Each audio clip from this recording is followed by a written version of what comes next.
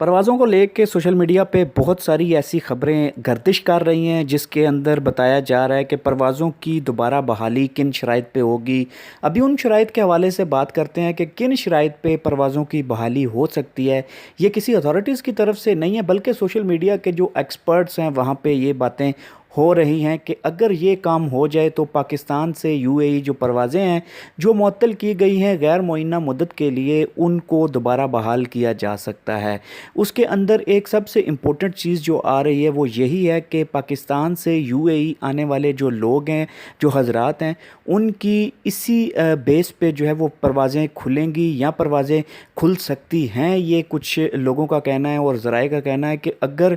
وہ لوگ اپنے آپ کو ویکسین لگواتے ہیں، اگر وہ لوگ ویکسینیٹڈ ہیں تو ان کو اجازت دی جائے گی کہ وہ پاکستان سے یو اے ای دوبارہ پرواز جو ہے وہ لے کے آ سکتے ہیں، کیونکہ ابھی کرونا کی جو تھرڈ ویو ہے وہ ایک بہت ہی خطرناک موڑ پہ چلی گئی تھی انڈیا کے اندر، جس کی وجہ سے ان کی پروازوں کو معطل کیا گیا۔ لیکن ابھی یہ جو پروازیں دوبارہ معطل کی گئی ہیں اس کی سب سے بڑی وجہ یہ کرونا کی تھرڈ ویو ہی ہے، کیونکہ ابھی کچھ ممالک کے اندر زیادہ تر یہ جو پروازیں بلاک کی گئی ہیں، معطل کی گئی ہیں، ان ممالک میں عید کا ایک بڑا تہوار گزرا ہے اور یہ نہیں چاہتے کہ عید کی وجہ سے جتنا لوگوں کے اندر یہ جو کرونا کی تھرڈ ویو نقصان پہنچائے گی، وہ کرونا کا جو وہ سارا سٹگما ہے، وہ سارا جو پریشانی ہے، وہ سچویشن ہے، وہ یہاں پہ منتقل نہ کی جائے، کیونکہ they are doing a fabulous job, they are doing a tremendous job to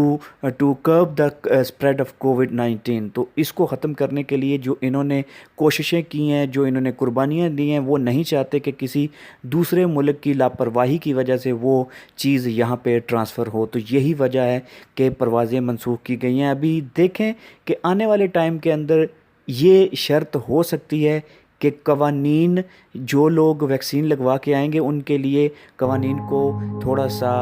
relax کیا جائے گا اور وہ لوگ یہاں پہ ٹریول کر سکتے ہیں۔ یہ ابھی آنے والے وقت پہ ہی پتہ چلے گا۔